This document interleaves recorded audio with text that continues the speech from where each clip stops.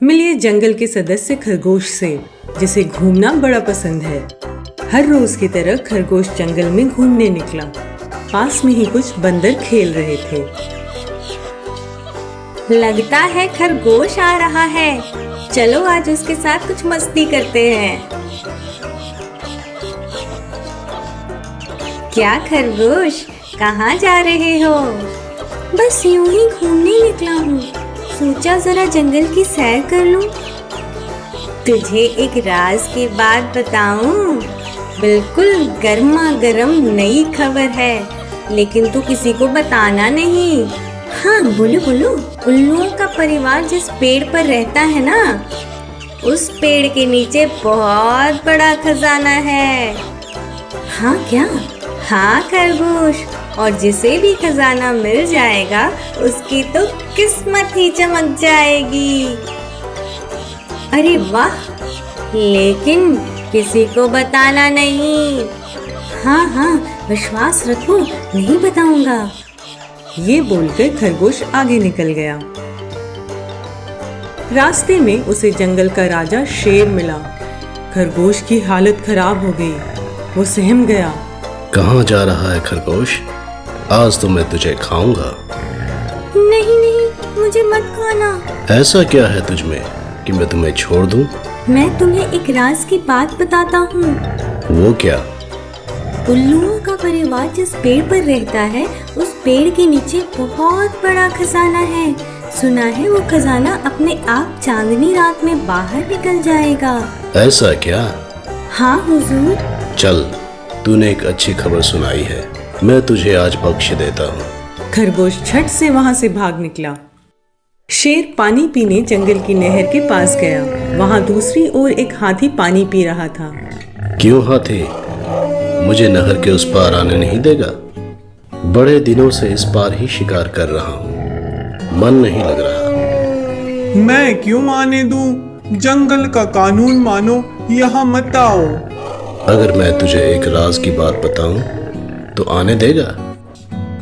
वो क्या? उल्लुओं का परिवार जिस पेड़ पर रहता है, उस पेड़ के नीचे बहुत बड़ा खजाना है। सुना है वो खजाना अपने आप चांदनी रात में बाहर निकल आएगा। सुना है बहुत सारे सिक्के और गहने हैं। ऐसा क्या? हाँ भाई हाँ। चलो ठीक है, ये राज तुमने बताया तो आज जंगल के इस पार आ सकते हो। ये बोलकर हाथी चला गया। हाथी अपनी दोस्त बतख से मिलने गया। उसने बतख को ये राज बताया। बतख खुश हो गई।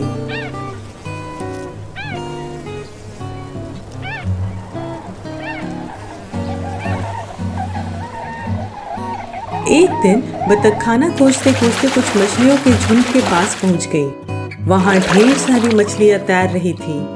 आहा, आज का खाना।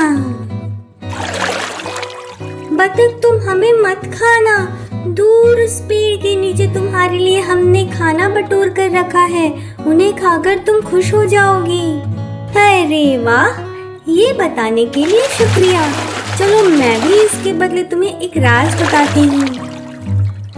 बतख ने और बढ़ा चढ़ाकर ये राज मछली को बताया। मछली खुश हो गई। मछली फिर व्हेल के पास गई।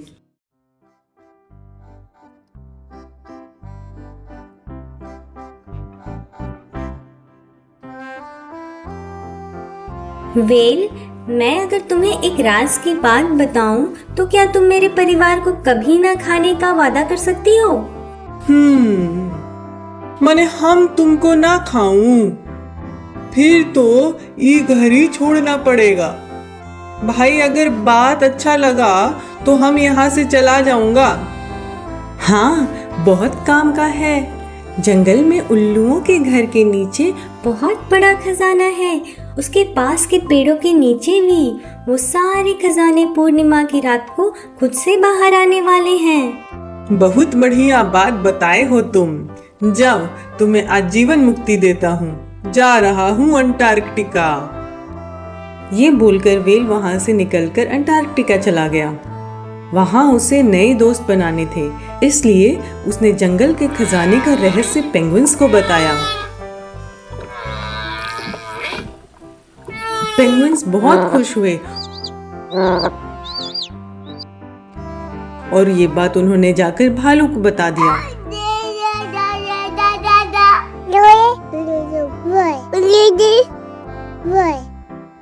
इस खबर से तो मधुमक्खियां खुश हो जाएंगी। वो मधुमक्खियों के पास गया। मधुमक्खी बहन, अगर मैं तुम्हें एक राज की बात बताऊं तो क्या तुम मुझे शहद दोगी?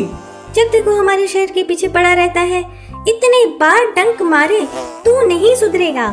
अरे बात ही कुछ ऐसी है कि तुम सुनकर खुश हो जाओगे और इनाम में मुझे पूरे 1 महीने का मधु खुद ही लाकर दोगी। अच्छा जी। भालू ने फिर मधुमक्खी को सारी बात बताई। मधुमक्खी खुश हो गई और भालू के लिए शहद बनाने फूलों से रस निकालने चली गई।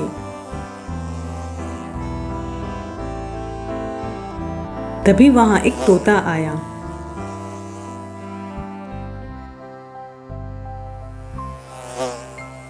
अरे मधुमक्खी, ये मेरे मालिक का बागीचा है, तुम यहाँ से रस नहीं ले सकती। अरे तोताराम, अगर मैं तुम्हें एक राज की बात बताऊं तो क्या तुम मुझे इन फूलों का रस लेने दोगे? बताओ बताओ। मधुमक्खी ने तोता को सारी बात बताई। यही नहीं, उसने बढ़ा चढ़ाकर ये भी बोल दिया कि कल रात को सारा खजाना खुद ही बाहर आ जाएगा। वाह रे वाह, ये तो गजब की खबर है। तोता वहां से उड़कर अपने मालिक के पास पहुंचा। तोते, तूने मधुमक्खियों को क्यों आने दिया? पता नहीं वो हमें डंक मार सकती हैं। अरे साहब, मैं तो आपका ही काम कर रहा था। मुझे एक बहुत बड़े राज के बारे में पता चला है। और वो क्या है? तोते ने झट से सारी बात बता दी। अरे कल का इंतजार क्यों करें? आज ही जाकर सारे पेड़ उखाड़कर खजानों को ले आते हैं। मालिक तुरंत ही जंगल पहुंच गया और उल्लुओं के घर का पेड़ और आसपास के सारे पेड़ों को उखड़वा दिया। ये क्या? यहाँ तो कुछ भी नहीं है। आज तोते की खबर लेनी पड़ेगी। चलो वापस चलें। एक छोटा सा झूठ जो बंदरों ने शुरू किया वो सफेद झूठ बन गया और आधा जंगल नष्ट हो गया। इसलिए कभी सुनी सुनाई बातों पर ध्यान नहीं देना चाहिए। ये बातें अक्सर अफवाह होती हैं जिनमें सच्चाई नहीं होती।